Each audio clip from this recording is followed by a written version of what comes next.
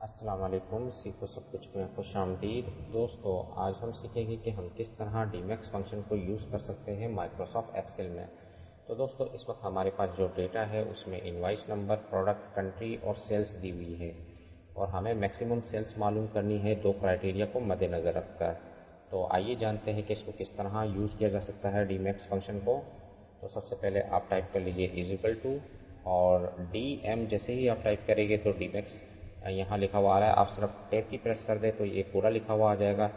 तो डीमैक्स फंक्शन में सबसे पहले आपको डेटाबेस बताना होता है। आपका जो डेटा है वो आपकी डेटाबेस है। तो सबसे पहले डेटाबेस को सिलेक्ट कर लीजिए, उसके बाद कॉमा और उसके बाद आपने फील्ड बतानी है, क्योंकि हमें सेल्स के डेटा को गेट करना है।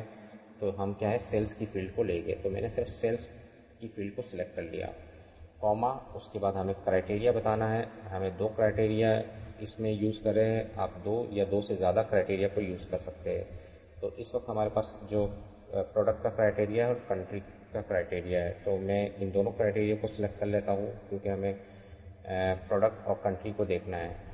तो मैंने दोनों को सिलेक्ट कर लिया और उसके बाद जैसे ही मैं एंटर करता हूँ तो आप देखेंगे कि मैक्सिमम सेल्स हमारे पास आ गई। तो इन सेल्स में जो मैक्सिमम सेल है वो 750 है, तो वो 750 इस वक्त आ चुकी है। अगर हम क्राइटेरिया वाइज मसलन कंट्री में यूएसए, अगर मैं यहाँ कंट्री यूएसए लेता हूँ तो जो यूएस कंट्री है उसकी जो मैक्सिमम सेल है वो आएगी। तो आइए मैं इसको टाइप करता हूँ यूएसए। यूएसए मैंने जैसे ही टाइप किया, आप देखेंगे मैं जैसे ही इंटर करता हूँ तो 600 आ रही है। तो अभी हम देख लेते हैं कि यूएसए की 500 की सेल्स है, 600 की है और ये 250 की है, यानी कि मैक्सिमम सेल क्या है 600 है। तो इसने 600 का डेटा गेट किया, यानी कि इसने हमें बता दिया कि मैक्सिमम सेल यूएसए में 600 है। इस तरह मैं अगर टाइप कर दूँ यहाँ यूके, तो यूके की मैक्सिमम सेल आएगी।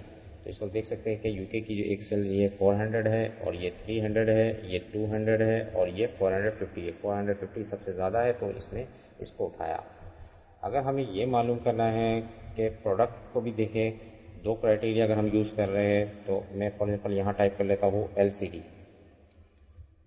तो अब ये क्या करेगा कि LCD और यूके दोनों को देखेगा और उसकी मैक्सिमम सेल लेकर आएगा। तो इस वक्त आप देख सकते हैं कि यूके में LCD ये है 450, तो इसने क्योंकि एक ही सेल्स है तो 450 मैक्सिमम सेल्स इसकी इसने डिस्प्ले कर दी।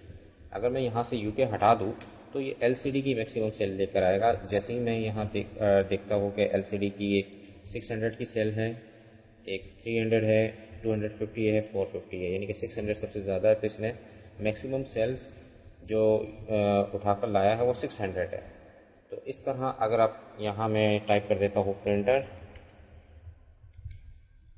तो आप देखेंगे कि प्रिंटर की जो मैक्सिमम सेल्स है वो उठकर आ गई। एक 750 है, 300 है, 200 है और 450 है। तो मैक्सिमम सेल क्या है 750 है, तो 750 आ गई है।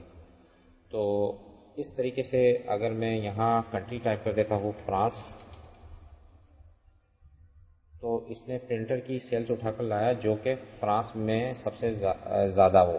तो फ्रांस की दो सेल्स आ रही है, आप यहाँ देख सकते हैं कि 750 है और यहाँ 450 है। अगर मैं इसको कर देता हूँ 350, तो ये 450 को उठाकर लेकर आ जाएगा। तो इस तरीके से आप मैक्सिमम सेल्स को मालूम कर सकते हैं डिफरेंट क्राइटेरिया को देखते हुए। तो दोस्तों, उम्मीद है कि वीडियो आपको बहुत पसंद आई होगी। लाइक और सब्सक्राइब करना मत भूलिएगा। दोस्तों, आप मेरे चैनल को सब्सक्राइब ज़रूर कीजिए ताकि कोई भी नई वीडियो आए तो उसका नोटिफिकेशन आपको मिल जाए। Thanks for watching. अल्लाह हाफिज़।